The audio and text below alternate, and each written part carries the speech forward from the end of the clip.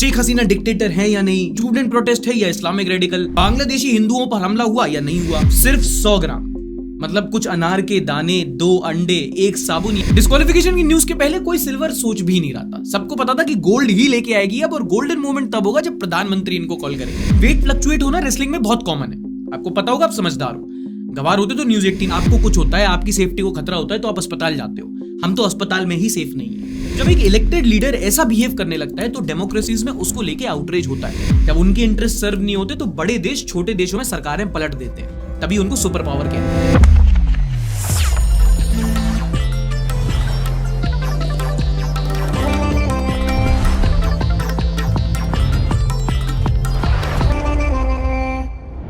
नमस्कार, आदाब and welcome. This is सार्थक ऑन द संडे शो। चलिए शुरू करते हैं न्यूज की बात एंटरटेनमेंट के साथ। एक न्यूजीलैंड के क्रिकेटर हैं जिमी नीशम। उन्होंने बहुत पहले एक ट्वीट किया था, kids don't take up sports, take up baking और something, die at 60 fat and happy. जो स्पोर्ट्स लवर है उनके चेहरे पर स्माइल आ गई होगी, क्योंकि ये जो ट्वीट है ये स्पोर्ट्स में जीत को नहीं बल्कि हार को सेलिब्रेट करता है। प्यार में दिल टूटता है, इतना दर्द नहीं होता, क्योंकि वहां आप सिर्फ दिल लगाते हो। पर स्पोर्ट्स ज्यादा बेकार है, क्योंकि वहां दिल और जान दोनों लगा देते हो, और वहां जब दिल टूटता है तो आपका माइंडसेट आपको रोने भी नहीं देता। भारत की सुस्त चल रही ओलंपिक जर्नी को एक नया जोश मिल गया जब रेसलर विनेश फोगाट ने 50 केजी बाउट में सेमीफाइनल मैच जीत लिया। एक मेडल पक्का हो गया और अब वो फाइनल खेलने जा रही थी। ना विनेश फोगाट एक स्पेशल नाम है, क्योंकि यहां से पहले जो इस प्लेयर की जर्नी थी, बीच सड़क पर बैठ के महीनों सेक्सुअल हैरेसमेंट के खिलाफ प्रोटेस्ट करना, हेट कैंपेन का शिकार होना, सिस्टम से लड़ना, फिर एक इंजरी का शिकार होना और फिर फाइनल में पहुंचना उस प्लेयर को हरा के जो अपने करियर में कभी हारी नहीं थी। डिस्क्वालिफिकेशन की न्यूज के पहले कोई सिल्वर सोच भी नहीं रहा था। सबको पता था कि गोल्ड ही लेके आएगी अब, और गोल्डन मोमेंट तब होगा जब प्रधानमंत्री इनको कॉल करेंगे। But as luck has it, final की एक रात पहले विनेश 2 केजी ओवरवेट निकले। एंड वेट फ्लक्चुएट होना रेसलिंग में बहुत कॉमन है, आपको पता होगा, आप समझदार हो। गवार होते तो न्यूज 18 में एंकर होते। मैं एग्जाम देने जा रही हूँ, अब मैं किसी को कहती रहूं भाई मैं फेल हो गई, लेकिन एक रात पहले मैं पूरी रात बैठकर पढ़ती रही, मैं 1 मिनट भी नहीं सोई, मेरे घर में लाइट भी चली गई थी। अब ये सारी चीजें तो फिर दलील हो जाएंगी ना।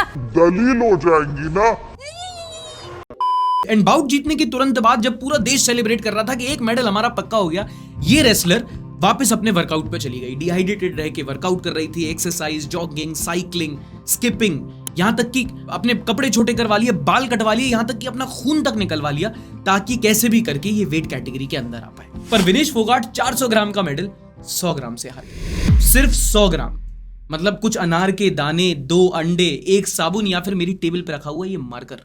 इतने लाइट वेट से विनेश फोगाट एक ओलंपिक मेडल हार गई। एंड इस पूरे मामले के बाद देश जब शोक मना रहा था तो विनेश फोगाट ने रेसलिंग से रिटायरमेंट ले लिया।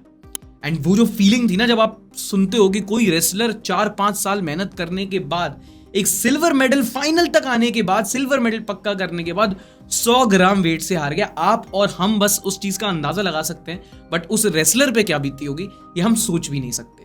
मतलब मैं तो उसको स्क्रिप्ट जब लिख रहा था तो शब्दों में बयान नहीं कर पाया। अगर आप कुछ बोल सकते हो, उनसे कह सकते हो, बता सकते हो कि ये कैसा, ये कितनी बड़ी चैंपियन है, तो नीचे कमेंट सेक्शन में जरूर बताना। Okay, other highlights from the Olympics. Gold medal तो नहीं मिला, बट कई सारे स्पोर्ट्स से मेडल्स आए हुए हैं। रेसलर रमन सहरावत और हॉकी टीम ने ब्रॉन्ज जीता। वहीं नीरज चोपड़ा ने 89 मीटर का जैवलिन फेंक कर देश को एक सिल्वर मेडल दिलाया है। And it's that time of the year again जब सब पूछेंगे कि भाई इतना बड़ा आबादी वाला देश और ओलंपिक्स में इतने कम मेडल क्यों आते हैं। अगर आप भी उन्हीं में से हो तो समझ लो इसका रीजन ये है कि हम एज अ नेशन अपने प्लेयर्स की 4 साल में एक बार परफॉर्मेंस पे तो जरूर ध्यान देते हैं, बट उसके पीछे जो ट्रेनिंग चल रही है 4 साल की, उस पर बिल्कुल ध्यान नहीं देते। इस चीज को अगर आप और समझना चाहो तो एक वीडियो अपलोड की है हम लोग ने सॉफ्टबॉल प्लेयर्स की, वो आप देख लो, आप समझ जाओगे। But I am very sure कि अगले 4 सालों में इंडिया के स्पोर्ट्स पर्सन, सरकार, एथलीट एसोसिएशन सब अपने अपने लेवल पे कुछ ना कुछ ट्राई करेंगे ताकि इंडिया अगले ओलंपिक्स में और ज्यादा मेडल जीते। आपको क्या लगता है, ऐसी चीजें होनी चाहिए, ऐसे कौन से अचीवेबल रियलिस्टिक एक्शन प्लान होना चाहिए जिसे हम आज इंप्लीमेंट करें तो हमारा देश का जो स्पोर्ट्स इंफ्रास्ट्रक्चर है वो और इंप्रूव हो। नीचे कमेंट सेक्शन में #इंडियन स्पोर्ट्स लिखकर जरूर बताना कैसे सुधार सकते हैं हम अपने स्पोर्ट्स को। Okay, next news is a Bangladesh crisis. मुझे नहीं लगता कि भाई कोई और टॉपिक होगा जिसमें जनता इतनी ज्यादा डिवाइडेड रही हो। शेख हसीना डिक्टेटर है या नहीं, स्टूडेंट प्रोटेस्ट है या इस्लामिक रेडिकल, बांग्लादेशी हिंदुओं पर हमला हुआ या नहीं हुआ, कोई लेफ्ट बोल रहा है, कोई राइट बोल रहा है, आप यूट्यूब खोलो, आपको मार्च पास्ट करते लोग दिख जाएंगे। बट मेरे लिए बहुत अच्छा मौका है बताने का कि पॉलिटिक्स में ना, खासकर इतने बड़े इवेंट्स में, चीजें सिर्फ ब्लैक एंड व्हाइट नहीं होती। Hate me for saying this, but politics isn't a bloody chess board. सब बताऊंगा बांग्लादेश में आगे क्या हुआ था, पर आगे बढ़ने से पहले बात करते हैं आज की वीडियो स्पॉन्सर ग्रोथ स्कूल के बारे में। अगर आपको कोई हाई पेइंग जॉब चाहिए तो एक स्किल सेट बनाना पड़ेगा, वरना कम वेजेस पे काम करना पड़ेगा। और स्किल सेट डेवलप करने के लिए एआई आपकी मदद कर सकता है।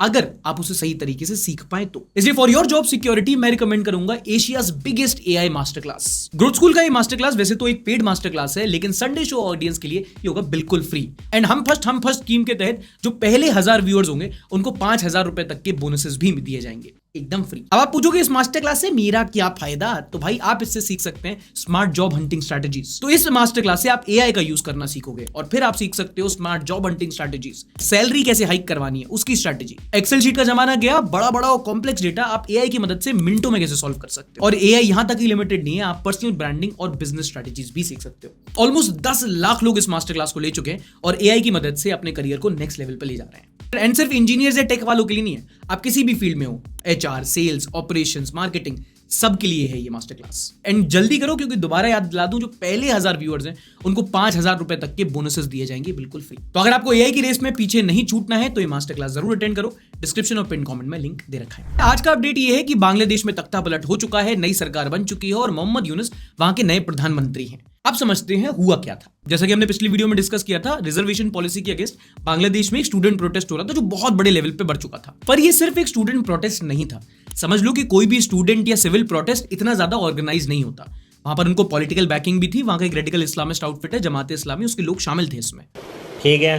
अगला बड़ा हुआ कि क्या शेख हसीना एक डिक्टेटर थी। देखो इस चीज में ना एक नुआंस है, इस बात में कोई दो राय नहीं है कि शेख हसीना इकोनॉमी के लिए आप बात करो तो बांग्लादेश के इतिहास की सबसे बेहतरीन प्रधानमंत्री थी। उन्होंने बांग्लादेश की इकोनॉमी को, वहां की पर कैपिटल जीडीपी को कई फोल्ड ग्रो किया था। जारा और H&M के कपड़े पहनते हो ना, ये बांग्लादेश से बन के आ रहे थे। खासकर वहां की टेक्सटाइल इंडस्ट्री शेख हसीना के अंडर बहुत ग्रो की थी। But while she was good with economic numbers, she was becoming increasingly authoritative. वहां पर इलेक्शंस रेक करने लगी थी। एक डिजिटल सिक्योरिटी एक्ट आया था जिसमें कोई भी क्रिटिसिज्म करता था उसको जेल में डाल दिया जाता था। 8 तारीख का द हिंदू में छपा ये वाला आर्टिकल, 6 तारीख का ये वाला आर्टिकल पढ़ सकते हो। और विश्वास नहीं हो रहा तो सुबीर भौमिक जी हैं, बीबीसी के एक जर्नलिस्ट हैं जिन्होंने हिंदू में एक आर्टिकल लिखा है, उनको कोट करके सुनाता हूं। Sheikh Hasina, she was also accused of turning Bangladesh into a one party police state where extra judicial killings, enforced disappearance and the muzzling of opposition by large scale arrests often trummed up charges becoming a recurring feature। जो अवामी league उनकी party थी उसने ground पर control खो दिया था। And the best line was this: In the last decade, business person had become to muscle their way into the party leadership, bribing their way to secure nominations for parliamentary seats. They had very little connect with the grassroots, let alone the party's own organization. The only way they could win elections after securing nominations through doubtful means was to grease the palms of police and civil bureaucracy and hire musclemen to help rig up the elections. और जब ये internal unrest चल रहा था, एक negative sentiment हो रहा था शेख हसीना के खिलाफ कि भैया ये अपनी चलाती है और किसी की सुनती नहीं है, तब ये स्टूडेंट प्रोटेस्ट हुआ। इनिशियली शेख हसीना ने इसको डाउन प्ले किया और बाद में स्टेट फोर्स यूज करके उसको दबाने की कोशिश की। और इसका टिपिंग पॉइंट था जब प्रोटेस्टर्स को उसने रजाकर्स बोल दिया था, उनका एक डेरोगेटरी टर्म समझ लो। और जब एक इलेक्टेड लीडर ऐसा बिहेव करने लगता है तो डेमोक्रेसीज में उसको लेके आउटरेज होता है। कुछ लोग उसको एक्सट्रीम पे ले जाके डिक्टेटरशिप भी बोल देंगे। आप अपने ही देश का एग्जांपल ले लो। फिर प्रोटेस्ट वायलेंट हुए, कई सारे लोगों की जान गई। शेख हसीना को उनकी आर्मी ने सपोर्ट नहीं किया, तख्ता पलट हुआ, she had to flee and come to India. क्या इसमें फॉरेन पावर्स इन्वॉल्व थी? ऑब्वियसली, क्योंकि इलेक्शंस के पहले जो यूएस डिप्लोमेट है डोनाल्ड लू, वो जाके ऑपोजिशन लीडर्स से मिल रहे थे। शेख हसीना पहले से यूएस पर नेवल बेस बनाने का आरोप लगा रही थी और शायद इसीलिए कुछ टाइम पहले वो इंडिया भी आई थी, नरेंद्र मोदी से मिली थी। एंड कोई नई बात नहीं है, जब उनके इंटरेस्ट सर्व नहीं होते तो बड़े देश छोटे देशों में सरकारें पलट देते हैं, तभी उनको सुपर पावर कहते हैं। अगला सवाल, क्या वहां पे हिंदुओं पर हमला हुआ? हाँ हुआ। बांग्लादेश में कई सारे ऐसे इंस्टेंसेस थे जहां पर हिंदुओं के बिजनेसेस पर, घर पे, मंदिरों में हमले हुए, तोड़फोड़ हुए, आगजनी हुई। एंड कोई बड़ी बात नहीं है, जब भी रेडिकल इस्लामिस्ट सड़कों पे खुले घूमेंगे माइनॉरिटीज को खतरा रहेगा। हाँ ऑब्वियसली एक दो इंस्टेंसेस ऐसे होंगे जब कुछ लोग आके हिंदू घरों को, मंदिरों को प्रोटेक्ट करेंगे, बट आप उनको पिक करके पूरी घटना को व्हाइट वॉश नहीं कर सकते। अब बांग्लादेश की सिचुएशन का आप जो पूरा जिस्ट है वो मैंने आपको समझा दिया। इसमें भी ऑब्वियसली कुछ पॉइंट्स यहाँ वहां रह गए होंगे, मैंने आपको मोटा मोटा समझाया। अगर आपको डिटेल में सब कुछ समझना है तो जो आर्टिकल्स मैंने आपको बताए वो हमने अपने व्हाट्सएप ब्रॉडकास्ट चैनल पर भी शेयर कर रखे हैं, स्कैन करके आप उसको ज्वाइन कर सकते हो, वहां आपको आर्टिकल्स मिल जाएंगे, पढ़ लेना आराम से। और सिर्फ आप नहीं हो, मैटर इतना ज्यादा कॉम्प्लिकेटेड है कि जब हमने इस हफ्ते एक शॉर्ट कंटेंट अपलोड किया था तो खुद कई सारे बांग्लादेशी आके बोल रहे थे कि नहीं नहीं भाई शेख हसीना अच्छी थी, कुछ बोल रहे थे स्टूडेंट प्रोटेस्टर है, तो वो खुद अपने आप में कंफ्यूज्ड है। हालांकि मैंने अपनी तरफ से कोशिश की आपको पूरा बता पाऊं, हो सकता है आप मेरे एनालिसिस से एग्री करते हो या आपका कोई अपना व्यू पॉइंट हो और मेरा ओपिनियन और अच्छा हो सके। नीचे कमेंट सेक्शन में #बांग्लादेश लिखकर अपना एक बार ओपिनियन जरूर बताना। चलिए आप देखते हैं इस हफ्ते के संडे समाचार। ओके, डिस्क्लेमर अलर्ट, पहली न्यूज थोड़ी विचलित कर देने वाली है तो आप चाहो तो इस पार्ट को थोड़ा स्किप कर सकते हो। इन दिनों देश भर के डॉक्टर्स सोशल मीडिया पर आवाज उठा रहे हैं, कई जगह डॉक्टर्स प्रोटेस्ट पर भी बैठ रहे हैं, क्योंकि कोलकाता के आरजीकर मेडिकल कॉलेज में हाल ही में एक पोस्ट ग्रेजुएट ट्रेनी डॉक्टर की हॉस्पिटल की प्रेमाइसिस के अंदर असॉल्ट हुआ उनका और उसके बाद बेरहमी से उसकी हत्या कर दी गई। एग्जैक्टली किया किसने अभी पता नहीं है, पुलिस ने एक आरोपी को अरेस्ट कर लिया है, बट डॉक्टर्स में इसको लेकर काफी ज्यादा आक्रोश है।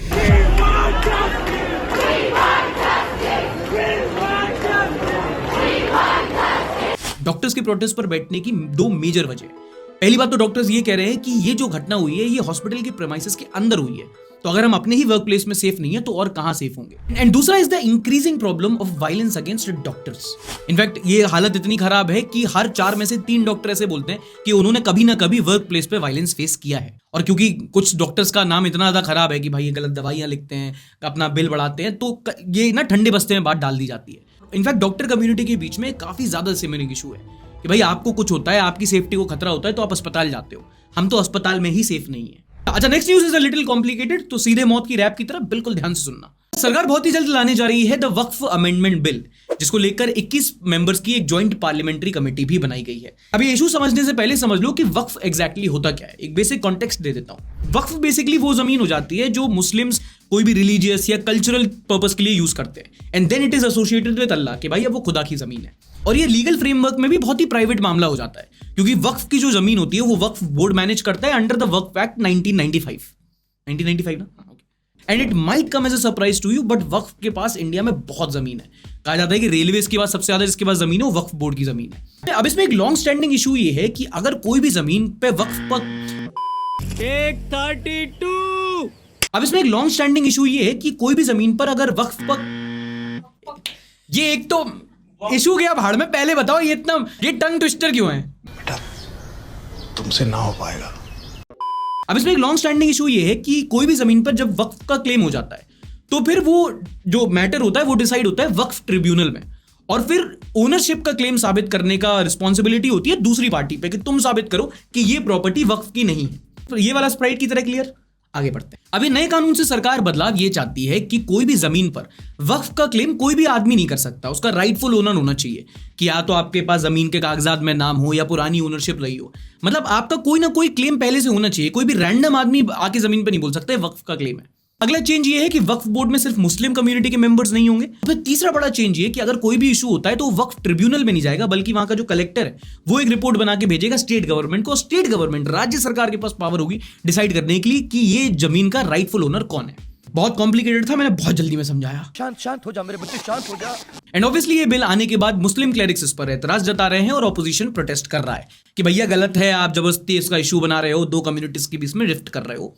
You know that drill. हम मालूम है तेरे बाप को मत सिखा, चल। बट आपको फिर से याद दिला दूं कि अभी ये बिल पास नहीं हुआ है। अभी एक ज्वाइंट पार्लियामेंट्री कमेटी बैठी है ना, हर पार्टी के कोई ना कोई नेता है, इस पर डिसीजन लेंगे, और जब ये बिल पास हो जाएगा तब अपन बात करेंगे फिर डिटेल में। बट अगर आप इस मामले के जानकार हैं, उसमें थोड़ी और क्लैरिटी दे सकते हैं, तो कमेंट सेक्शन में #वक्फ लिखकर एक बार जरूर बताना। And on the same lines एक और मुद्दा जो पार्लियामेंट में बहुत ज्यादा उठा वो था GST on health insurance. Opposition सीधा वॉकआउट ही कर गया जब सरकार ने इसको ज्यादा तूल नहीं दी। तो इंश्योरेंस का बेसिक मतलब तो समझते हो ना, 10 रुपए दो, तुम्हें कुछ हो जाए तो 100 रुपए तुमको देंगे बेसिकली।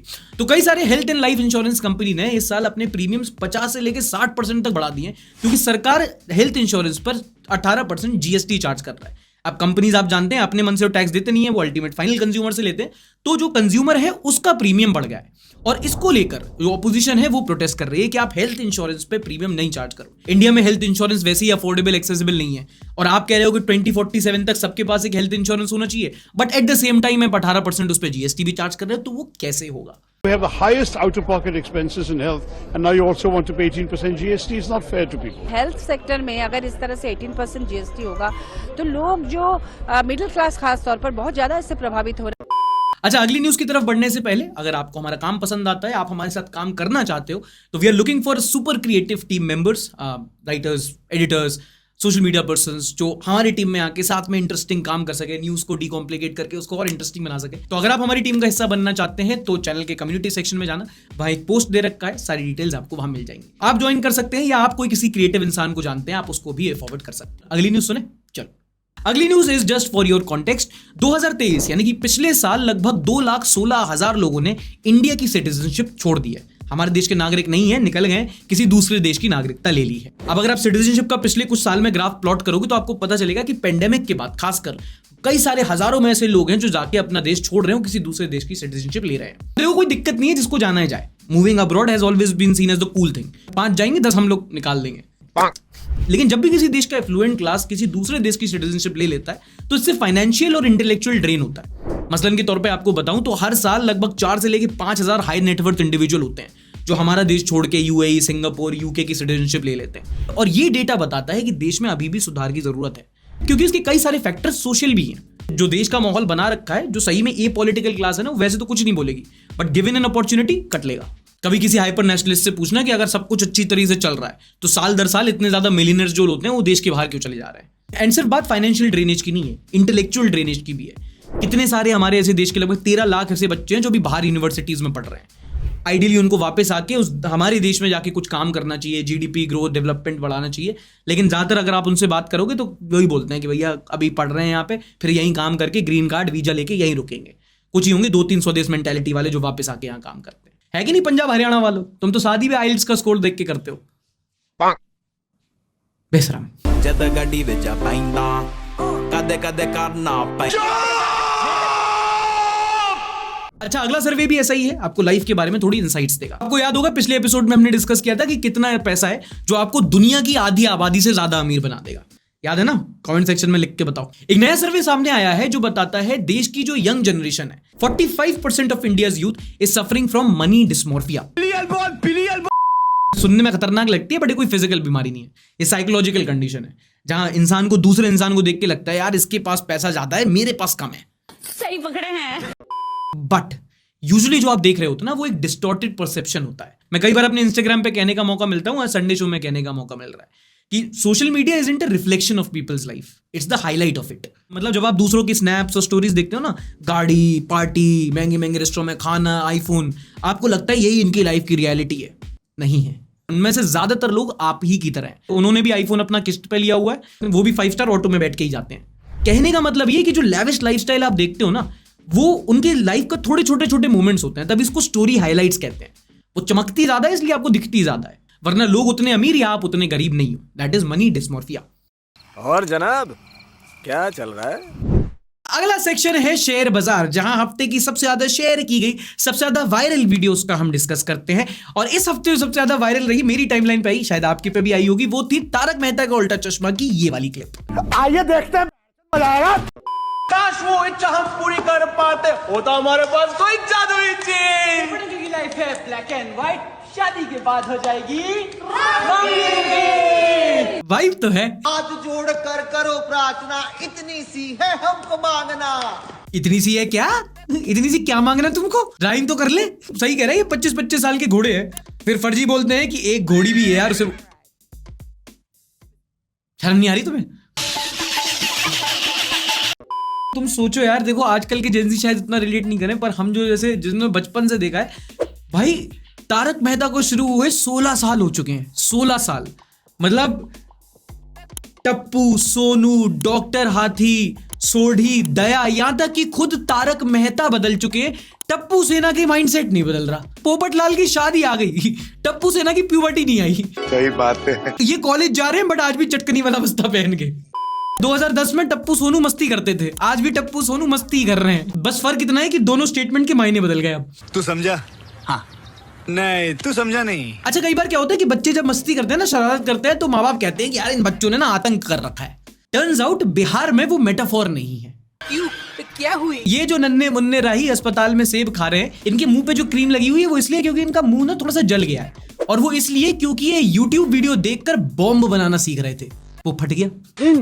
इन बच्चों के लिए हम पेड़, पानी और ये जो ग्लेशियर बचा रहे हैं। मैं तो कहता हूँ ग्लेशियर को पिघल जाने दीजिए, ये साले डूब के मर जाएंगे। बाकी बच्चे YouTube से असाइनमेंट बनाते हैं, ये बॉम्ब बना रहे थे। सही बता रहा हूं, बॉम्ब का पता नहीं, बिहार का नाम सुन के अब बाकी चीजें फटने लगी हैं। तो और वो सब छोड़ो, मुझे समझ नहीं आता कि बिहार वालों आपको बॉम्ब की जरूरत क्या है? आपका इंफ्रास्ट्रक्चर तो वैसे ही गिर जा रहा है। आइए ना हमरा बिहार में। नॉनसेंस ये सब क्या हो रहा है? इससे पहले नॉनसेंस न्यूज की शुरुआत करें, आप ये बताओ, आप इस कन्या को जानते हो? बहुत बहुत सुशील कन्या है, पढ़ाई लिखाई में अच्छी है, संस्कारी, सर्वगुण संपन्न। झूठ पे झूठ, झूठ पे झूठ। अरे बहुत संस्कारी लड़की। अगर आपको विश्वास नहीं हो रहा तो तमिलनाडु चले जाओ, वहां पर एक धार्मिक पोस्टर पर मियां खलीफा की फोटो छपी थी। ये सब क्या देखना पड़ रहा है? अच्छा है मैं अंधा हूँ। देखो तुम्हें इस पर मजाक आ रहा होगा, बट मुझे लगता है बहुत ज्यादा किसी की इनोसेंट मिस्टेक थी, क्योंकि सोच के देखो कोई बहुत ही ज्यादा धार्मिक आदमी होगा जिसको नहीं पता होगा कि मियां खलीफा कौन है। बड़ा हरामी हो बेटा। सोचो आप कोई गांव में रहते हो, ठीक है, बहुत पिछड़ा गांव है, और वहां पे कोई आके आपके घर में पंखा एसी लगवा देता है। अच्छा लगा ना? पर गांव में बिजली नहीं पहुंची अभी तक, पैसा बर्बाद। ये हुआ है अरारिया जिले के परमानंद गांव में, जहां पर मुख्यमंत्री ग्रामीण सड़क योजना के तहत 3 करोड़ की लागत में एक ब्रिज बना दिया, पर उन्होंने ये नहीं सोचा कि लोग आएंगे कैसे और जाएंगे कैसे। ऐसा बिल्कुल इमीडिएट नहीं सोचे हैं, बट सोचेंगे। बिहार विभाग ने लाखों रुपए खर्च कर नदी की जगह पुल का निर्माण बीच खेत में कर दिया। अगली घटना सुनो दिल्ली के नजफगढ़ इलाके से। यहाँ पर एक महिला पुलिस थाने पहुंचती है और कहती है, साहब हमारी 2 सोने की बाली और 1 अंगूठी गायब है, कुल मिला के कीमत होगी 1 लाख करीब, पता करिए कहाँ गई। तो पुलिस लग गई छानबीन में, उन्होंने सीसीटीवी फुटेज देखी, पता चला कि भाई कोई बाहर का आदमी घर के अंदर आए नहीं, पक्के मेड्स इन इनसाइडर जॉब। फिर जो महिला थे उनके सुपुत्र को बुलाया, उन्होंने कहा बेटा इधर आओ, ये बताओ कि जो अभी गर्लफ्रेंड का बर्थडे हुआ था उसकी पार्टी कैसे की तुमने, उसको एक 50,000 का आईफोन कैसे गिफ्ट किया। तो पता चला कि 9th क्लास के बालक ने 3rd क्लास घटना करी और अपनी ही माँ के गहने बेच दिए गर्लफ्रेंड को आईफोन गिफ्ट करने के लिए। इन बच्चों के लिए हम पेड़, पानी और ये जो ग्लेशियर बचा रहे हैं। जब पापा को ये बात पता चली तो पापा ने कहा कि लाओ मेरे बेल्ट और जूते। तो बेटा बोला कि पापा बेल्ट ले लो, जूते भी बेच दिए मैं। एक बेटा थे श्रवण कुमार, यही है बेशरम कुमार। परिवार का नाम बुरा दिया है याद। हम लोग क्या ज्यादा हो जाते हैं तो माँ बाप वो देते हैं ताना, इसका बस चले तो बेच के खा जाए हम लोग को, इसने बेच दिया। अगली घटना सुनो यूपी के बुलंदशहर जिले से। यहाँ पर एक कम्युनिटी हेल्थ सेंटर था, वो इलाज के लिए नहीं होते बच्चों के छोटे छोटे कम्युनिटी हेल्थ सेंटर, वहां पर एक डीप फ्रीजर था जहां पर बच्चों की वैक्सीन वगैरह रखी जाती थी। जब वहां पे तफ्तीश हुई तो पता चला कि डीप फ्रीजर में वैक्सीन तो रखी है लेकिन कैंस में रखी हुई है किंगफिशर और ट्यूबॉर्ग कंपनी की। यहाँ पे कुछ लोगों ने दवाई की जगह पे बियर रख रखी थी, और जब लोगों ने पूछा तो क्लैरिफिकेशन देके पता क्या बोला, दारू नहीं रे बाबा, दवाई है।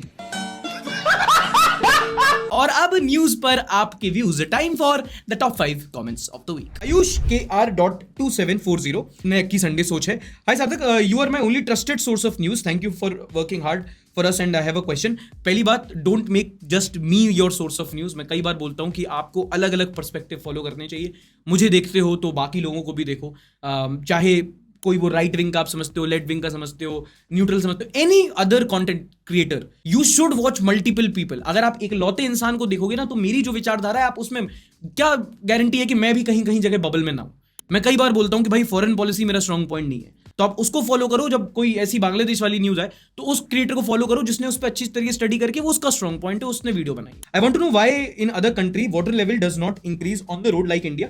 Is this because our country's government is corrupt and compare to other countries? भाई ड्रेनेज सिस्टम खराब है, प्लानिंग खराब है, ऑब्वियसली करप्शन इन्वॉल्व है वहां पे, लेकिन जरूरी नहीं है कि सिर्फ अपनी कंट्री में, बाकी और भी कंट्रीज में होता है। अपनी कंट्री में थोड़ा स्केल ज्यादा हो जाता है उसका। केशव गोयल बोलते हैं, भैया आपका ये शो किसी दिन मरवाएगा।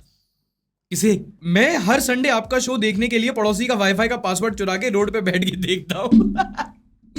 भाई ये ना बहुत बड़ा टाइम हुआ करता था पहले, जब हम लोग स्कूल में हुआ करते थे तब। अब आजकल तो हर दूसरे घर में वाईफाई लग गए।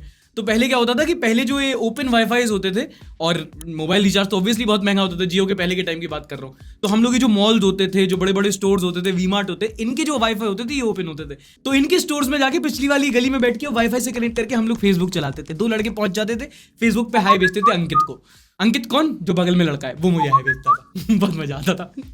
अल्फा पूछती है, सार्थक भाई जब हम लोग को स्कूल बचपन में लेमन स्पून रेस, ओ हाँ lemon spoon race, sack race, 3 leg race, पिट्ठू, गिल्ली डंडा, कंचे सेक्टर खेलने आदत लग गई है, तो हम कहाँ से ओलंपिक गेम्स में मेडल्स आए? ये सब गेम्स तो होते ही नहीं, उधर बहुत नाइंसाफी है। Actually I would like to disagree here. ये जो छोटे छोटे गेम्स हैं ना जो प्रमोट किए जाते हैं, मैं अपना पर्सनल इंस्टेंस बताता हूँ। छोटे में ना मैं झांसी में एक स्कूल में पढ़ा करता था, तो वहाँ पे ना बहुत, आई थिंक 1st या 2nd क्लास में रहूँगा, तो वहाँ पे एक यही गेम हुआ था कि चम्मच ऐसे मुंह में रखनी है, ऊपर कंचा रखना है, और उसको आपको एक पॉइंट से दूसरे पॉइंट तक लेके आना है, अगर कंचा गिरा आप डिस्क्वालीफाई। तो उसमें ना एक रात पहले बच्चे प्रैक्टिस कर रहे हैं, और फिर वो जिसका कंचा गिर जाता है तो भाई बड़ा डिसअपॉइंटमेंट होता है। फिर एक बच्चा है वो इतना बड़ा चमचा लेके आया, वो जीत गया, तो एक पॉइंट पे चीटेड भी फील हुआ। फिर हम लोग कह रहे हैं कि नहीं नहीं मैम रूल सेम होने चाहिए।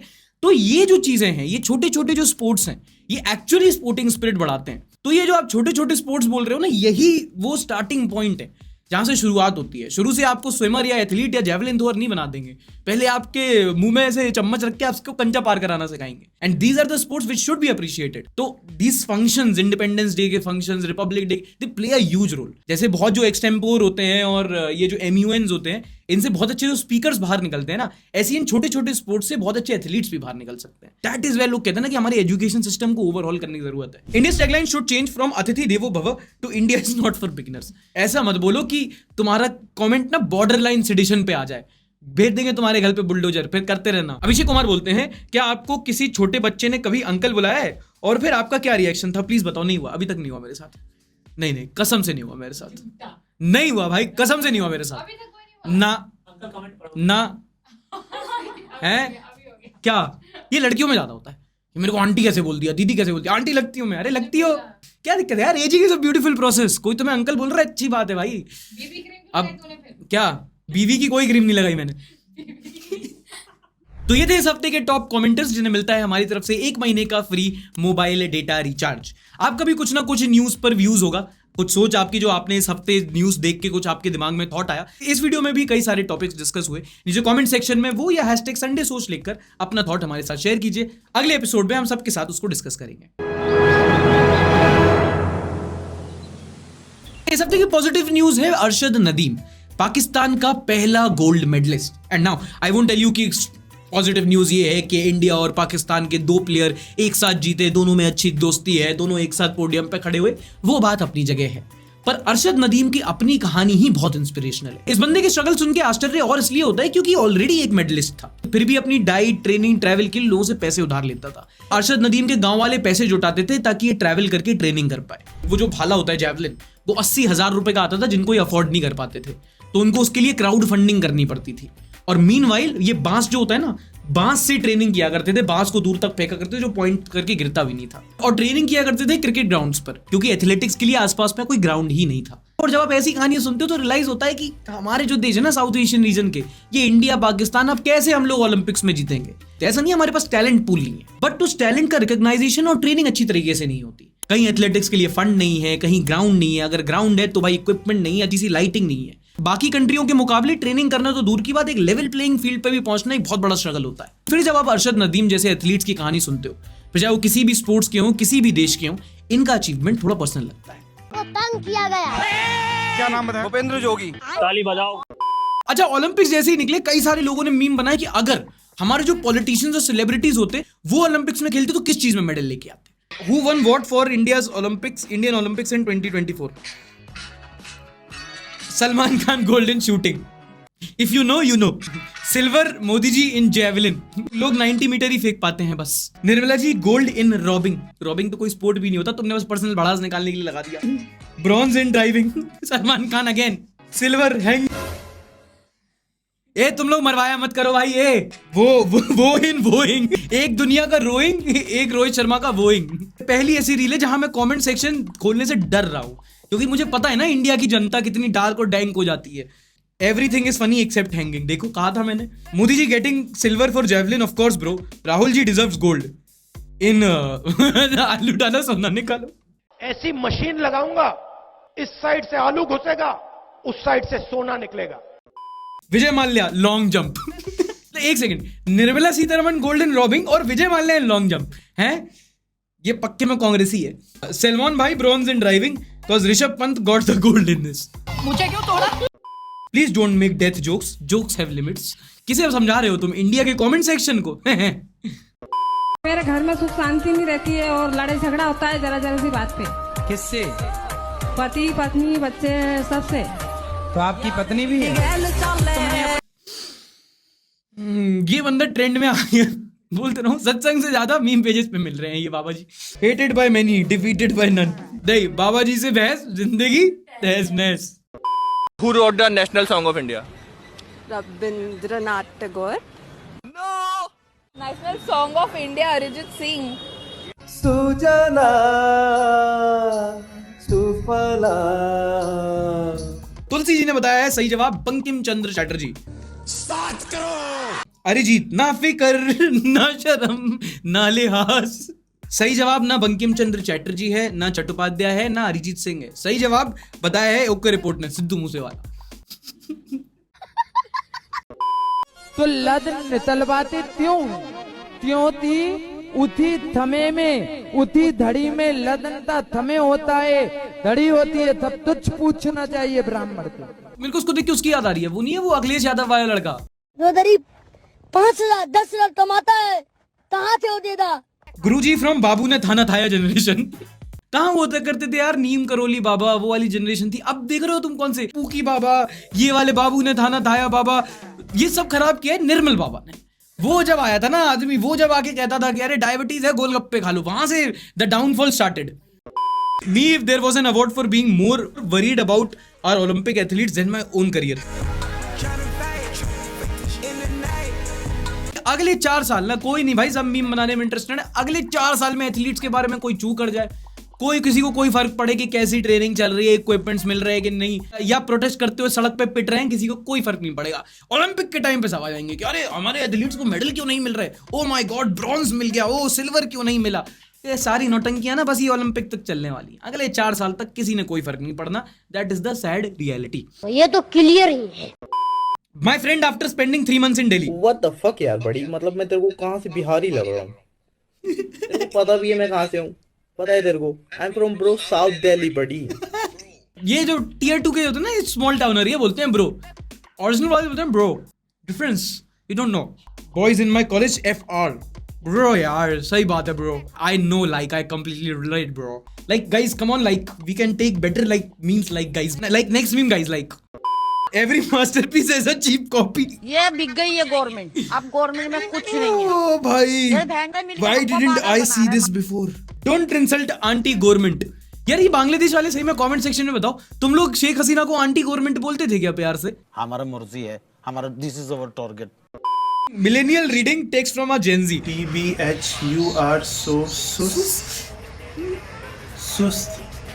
मम्मी बुला रही है BRB ब्रू। भाई ब्रू नहीं, नेस्कैफे कॉफी मांग रहा है। अक्षा अक्सा बीच घुमा दूं, वो है भाई, डेट के लिए पूछ रही है। नगल this is so funny. IHMM खोपड़ी। IHM Indian hotel management. अरे पढ़ाई की बात कर रही है। जेनजी क्या है? देखिए जेनजी वो प्रजाति है जो किसी चीज के भी कपड़े बना देती है। एक बार उन्होंने चादर को पकड़ के एक सिलाई मार के पैंट बना ली, उसको वो रिलैक्स फिट कहते हैं। Tell me what is IYK? If you know you know यार, इतना तो पता है। इतने भी मिलेनियल और जेनजी की लड़ाई कर लो, बट इतना एक्सट्रीम पे मत चले जाओ कि हम लोग बूमर से कंपेयर करने लगे खुद को। इफ यू नो तो पता ही है यार। What is sus man? तो मिस्टर विश बोलते हैं ससुराल सिमर का। 4-5 सालों में हम सारे पाकिस्तानी चांद पे पहुंच जाएंगे। ये कैसी बात की आप? ये ऐसी बात है, चांद पे आपको ये फूड, गिजा, मिठाई, ऑक्सीजन, हवा, पानी, बिजली, ये चीजें वहाँ पे नहीं मिलेंगी। नहीं मिलती जी। तो और 4-5 सालों में आपको ये पाकिस्तान में भी नहीं मिलेंगी। पाकिस्तान ने गोल्ड भले ही जीत लिया, डायमंड तो ये है। Uncle roast Pakistan in 66 languages. लेकिन बहुत अच्छा क्वेश्चन पूछा है dead soul underscore with sunflower ने, कि अगर चांद पे चले जाओगे तो ईद कैसे मनाओगे? ये समस्या है।